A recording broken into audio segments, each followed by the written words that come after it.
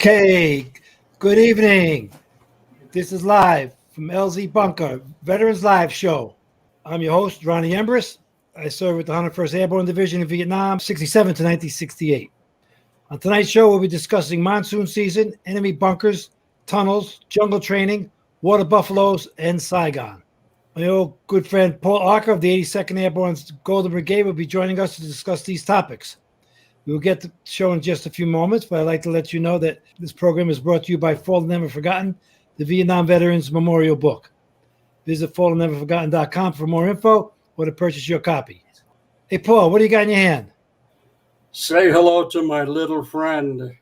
M72? You're exactly right. If you look at it, here it is.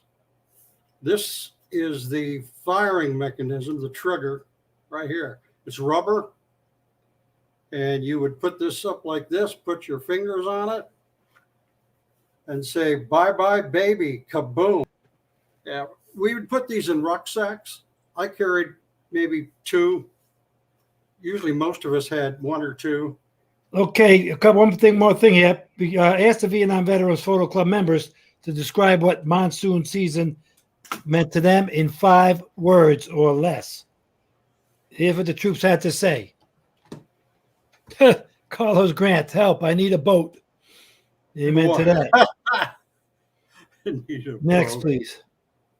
You may need Ron a ship. Era made flying interesting. Yeah, I can imagine it would, with not only the rain, but the fog and the clouds and the whatever else there. Okay. Free shower every day at 4. Nice. Thank you, Robert Rice. All right, give it another one, Paul. Let's go. Fire up. No dry socks. Thanks, Lee. I don't think it mattered where I was for having dry socks with or without the monsoons. Because we all go through some rice paddy or stream or something, right? Yeah. But go at the good one, Lee. I appreciate that. Yep. Jim Whip, sunny day? What's that? You know, you're right. I remember 42 days. It's in my little handy-dandy diary. We're going to go through one day. We're going to maybe I should read a page every day. That could be interesting. That'd be awesome. Yeah, it'll be sad at times, but that's the war. And 42 days without seeing the sun. It didn't rain every day. Sometimes it was foggy or misty or cloudy, whatever, but 6 weeks without seeing the sun. Yep. How about you, Paul? You experienced that? Well, yeah, I did. I was, in the monsoon, obviously. What I really hated during the monsoon was we did a lot of night ambushes. Yeah. And you can't see your hand in front of your face. And so we had to get out there and set up booby traps and make sure that our ambush was anybody come walking by. And we always hoped they didn't. But unfortunately, they did. And when it's raining like that, or you can actually sit in the water and get up against something. So if you got to sleep, the bottom half using the water. That's how nasty it can be. It wasn't like that all the time, but my feet to this day are screwed up. I got you. All right, who's this? Oh, that's me with the field jacket on, field jacket and the ammo pouches and the brushing the teeth there. Yeah. It's kind of cloudy and rainy out there. It sure That's up is. north. That's I-Corps in February, March of 68. Harry Adams put this in. How you doing, Harry? Heavy, cold, and wet. Yep. You're not kidding. Said. Everybody thought it was hot, jungly, tropical palm trees and sunshine and sandy beaches, right? No, was the opposite. It was raining, cold, poor, wet, and leeches, not beaches. Ooh. Nice, huh? How about Ooh. that? We always like to say, you a cigarette and burn them off your skin, but when it's raining like that, your right. cigarette Put that one back, right? working. Harry Pilger, unmerciful, wet, and sad. Amen. There you go. Another little footnote here was that sometimes you set up your poncho trying to make a little tent or a shelter at night, and then you'd roll over and all that water somehow would go down your neck or some crap. We laugh at that now, but I can remember. Oh man! And you couldn't go. You couldn't yell out. Oh shit! You couldn't say something. Yeah. Oh. Oh, Oh, help me. All right, Delbert Wood, never gonna stop. Yeah, you thought that's true, man. all right, Nick Pacoda. I think that's why my wee shrunk. There you go. There's another one for you. All right, Joe, look down to breathe. All right, Holly Dickerson, the faucet stayed on. Yeah, he meant to that. You That know, was that was crazy. just kind of like Forrest Gump. Remember that? He said, "Yeah, one day it started raining. It's like somebody turned the faucet on, and then they shut it off." You know. You're right. There you go. William C. Lane Jr., wetter, and wettest. Must have been an very, English major. very Well good, said, William. Very good. Okay, William Gardner. It was hard sleeping and drowning at the same time. Yeah. Oh my God, you're right. Yeah, sleeping and drowning. I love it. Dennis Ulrich, a drenching downpour. You got Yeah. that, brother? You know, it's funny. We didn't get. I don't know where I was, but up in I-Corps when I was there, we didn't have too much of a constant rain. A lot. It would rain and be all the time cloudy and foggy, and it rained a lot. But we didn't get like torrential downpours. I can't remember that. I mean, there you go. I guess we did because I took that picture. Oh my God! Go ahead, Papa San.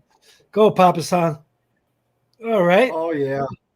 Okay, sound off time. What kind of unusual shelters did you come across? That means tunnels, hidden bunkers, or small camps. Go ahead, And Paul. Ronny, you and I both were in Cu Chi for a while, Right, and that was Tunnel Haven in Vietnam. right. And we can discuss that, but I think anybody who was in that AO knows what we're talking about. That's another whole show, actually. You know what I mean? Yeah. Because you could do that forever. All right, what do you got, Matt? Robert Mokri, an underground bicycle repair shop was found in the NVA base camp near An Loc that we destroyed. Wow, so they were using bicycles to do what? Just transport themselves or run into town or Yeah, I go think to the post office? NVA would come down from the north over there, and they'd have bicycles, and they'd be loaded down with ammunition, weapons, blah, blah, blah. Yeah. And I just heard that they might generate electricity with it too, Yes. pumping that. You know what I mean? There you go. Very good, Robert. Thank you for that note. Charlie Brenda Reynolds, 68, 101st Airborne, outside of Way. Yeah, there's a bunker for you. Yeah, that's a big one too. It's like a family thing. What? Jeez, look like Walmart. I got a footnote here. We were sweeping through a village once, right? And there was this little, looked like this hooch, which usually didn't, had a basement. And it was on the side of one side of the hooch, and went down like a little slope. And by the time you got down the bottom, some you could stand up in it and not hit your head and go inside. And as I entered in, there was like a maze, like, you know, so if you threw a hand grenade in there, the concussion might do something, but they weren't going to get fragged. Like, because it'd make like a trail, like an S curve. So sure enough, I throw one in, boom, goes off. And I figure, let me go see what's going on. And Paul, I come face to face with this woman about 90 years old. She might have been 40. Looked like she was 90, about 4 feet tall. I had a heart attack. If she had a weapon, I was dead. It was like face to face, like she just popped out of nowhere coming out of this thing. I figured, who's going to be walking out of that? It was nuts. Yeah, a little like a little maze that was built in there. So when you threw the grenade, the shrapnel wouldn't go and get anybody, but the concussion obviously might. Deal with it, yeah. All right, Mike LaChance. I found it amazing what the NVA could do with bamboo. We found the sapper camp using bamboo pipes that delivered fresh water to each hooch in the camp. Yeah. Wow. Yeah. Yeah. Well, it's like jungle living or desert living too. A lot of people do that in the deserts of Africa and places, you know. Yes. You know, I mean, that's Oh, yeah. their homeland. They know what to do, and they're very resourceful. All right, Bill Benton, our good friend. Tunnels, hidden bunkers, spider holes. Oh, hammocks, caves, and villages. Cleverly disguised killing lanes in the jungle were the worst. Those spider holes, I dealt with a lot of that. And how I survived a couple of ambushes from those, only God knows. Those were tough days. Explain to them what that was. Explain to the audience what they were in case they didn't know what it is. Well, it's just, they dig a hole and, just big enough for them to get below, the ground. And it would be, camouflaged. And you wouldn't know it. I mean, they'd be all over the place, just like little holes. And as soon as you get in the kill zone, they just pop up and yeah, back in. I like that machine gun sound. Okay, Sisto Sandoval came across a hidden French bunker at the side of the mountain VC Hill in Vung Tau. This is where the communications tower were in '69. Got it. What alpha were you with there, Sisto? Okay, next one. Okay, what kind of jungle training did you and your unit go through? Where and what did it consist of? And any jungle experts in the house? Michael, 8 weeks, Fort Gordon, Georgia. And Mike, I was there too in '68. Summer '68, then jump school. Mock village searches, spider holes, booby traps, and the most fun, escape and evasion. Picture some of my buddies. I'll tell you something, Michael. I went to Fort Gordon for airborne infantry training. So I know what you're talking about because the whole company goes to Fort Benning to go to jump school. And I went through some of the best training, I thought. The mock villages were awesome. And I got to tell you, we had a escape and evasion. They put teams of 3 guys, and one guy gets a compass. And they blindfold you, put you on the back of a deuce and a half or a truck, and take you out in the middle of nowhere in the woods down there in Georgia. And when they got you to where you were supposed to be, they take the blindfolds off and gave you the compass as to where the CP was. And you had to find it, and there were guys chasing you. Okay, escape and evasion. And 2 guys, including the guy that had a compass, they got captured. Well, I was laying in the brush and they didn't see me. Now, this is the honest truth. I mean, when you say there's weird things that happen, I was totally lost. I didn't know which way was west, east, north. I just started walking through the woods, and I came around these power lines, and I looked at it. Well, at least I'm out of the woods. I'll just walk down underneath the power line. I'll go left. And I went left, and way off in the distance, I see this light. They had a big bonfire. That was the CP. And I walked up to it, and they congratulated me for, doing all this stuff. And for following the wires. They congratulated you for following the wires. I had no clue where I was. They gave me all the kudos. Look at this guy. This guy was all by himself. Now we got to be more like him. No, you don't. Oh, that's funny. Okay, Billy Register.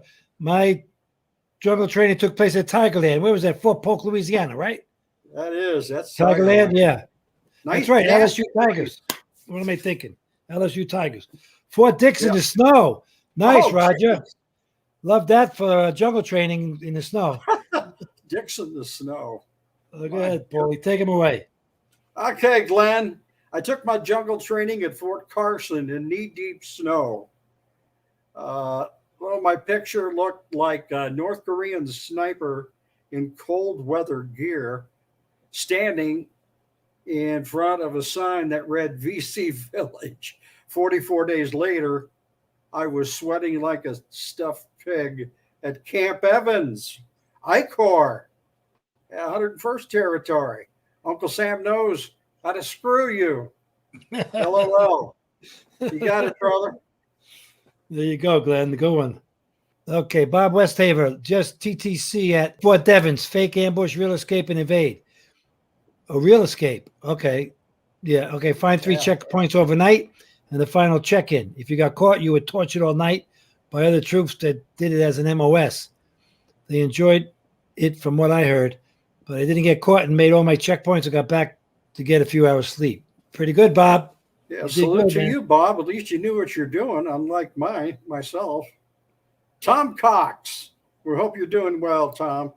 Did not receive any jungle training. All of my training was hands-on. OJT, I'm sure. On the job training. We had some Tom. We had some jungle training at Fort Campbell, Kentucky, in the fall, October and November. Like it was like weird pine trees, tall grass, helicopters. I should have had some pictures here. I do have some. We'll show them some other time about something else.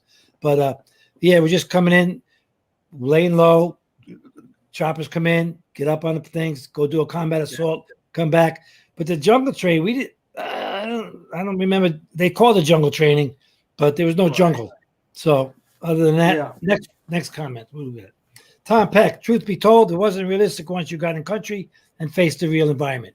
Amen. That's what I just said. You got it, Tom. Well said. There you go. Who's that handsome devil? That's me. That looks like somebody I know.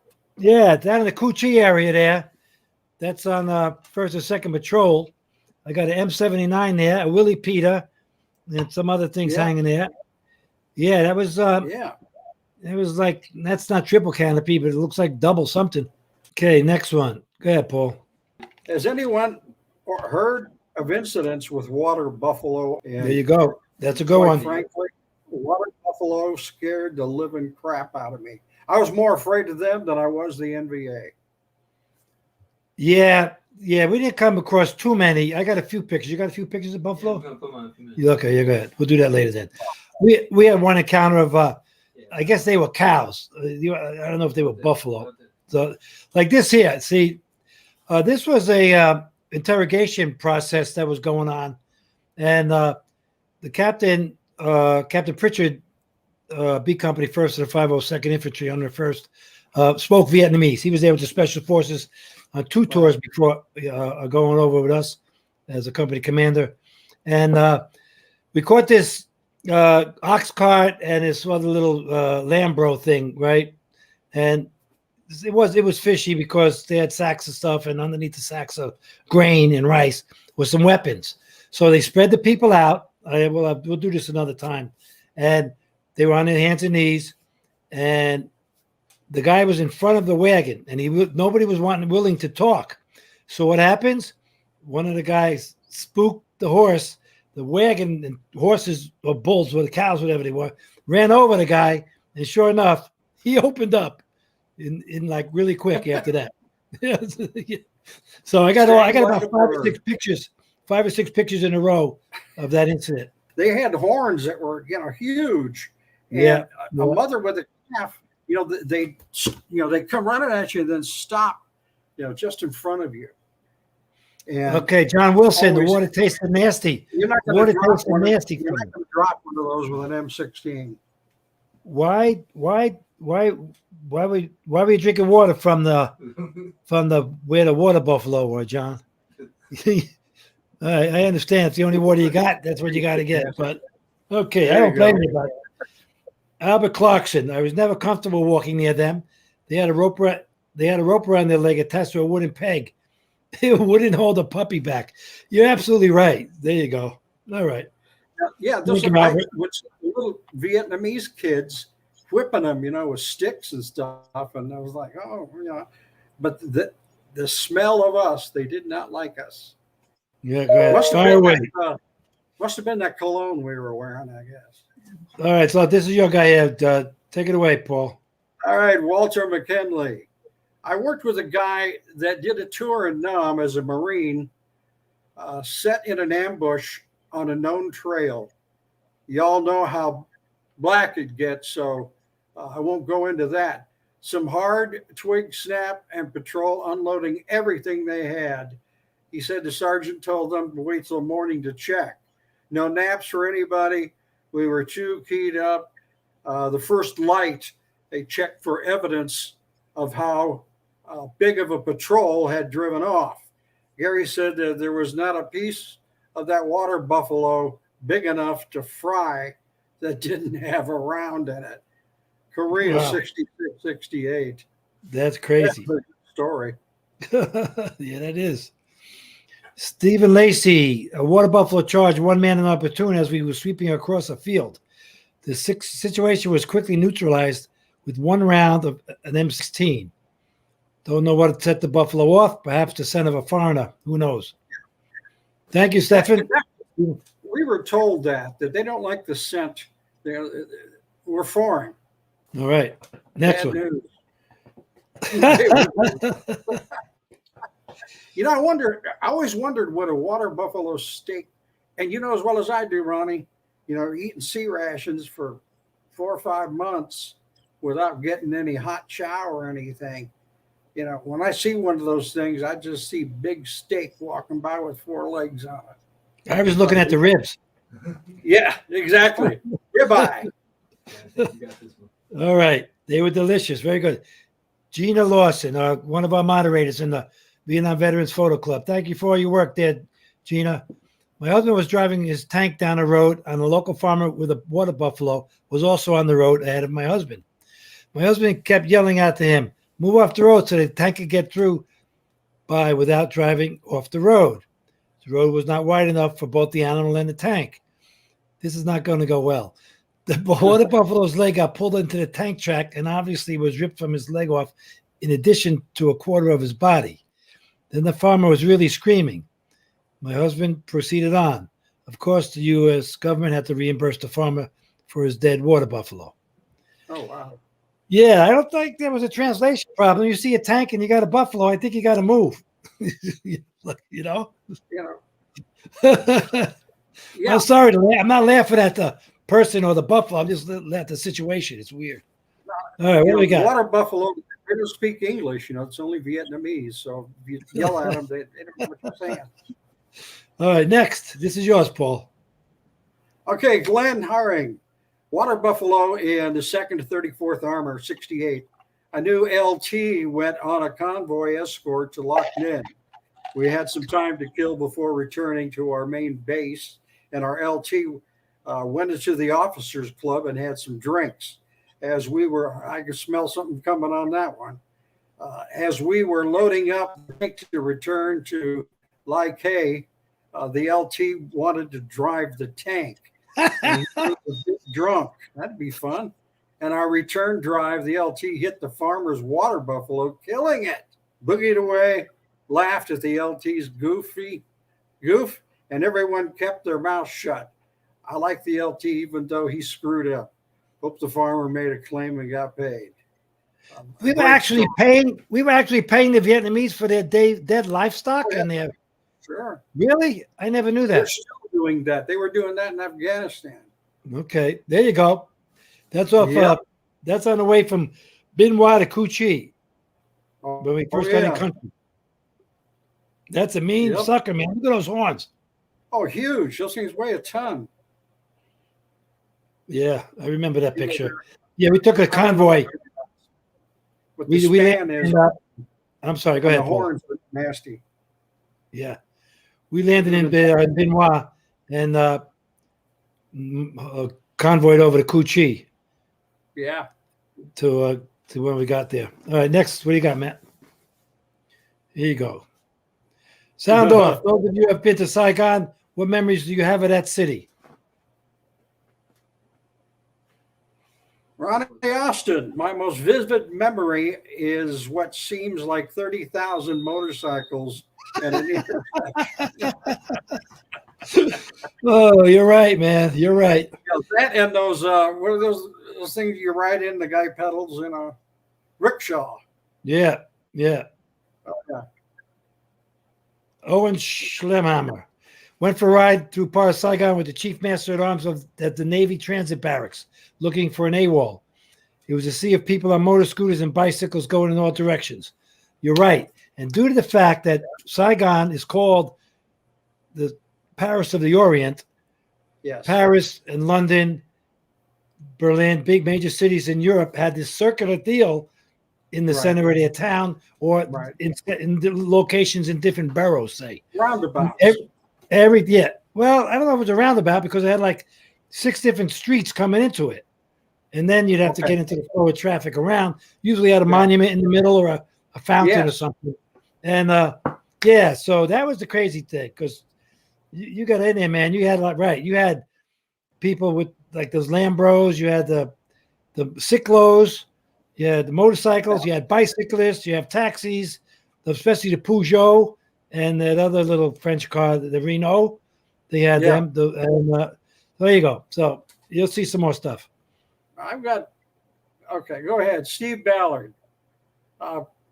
Paying kids to watch your Jeep, but anything loose was taken, but your Jeep was still there. I'm surprised they didn't take the Jeep too. Well, that was kind of dumb. In my unit, we had a program where once a month, whoever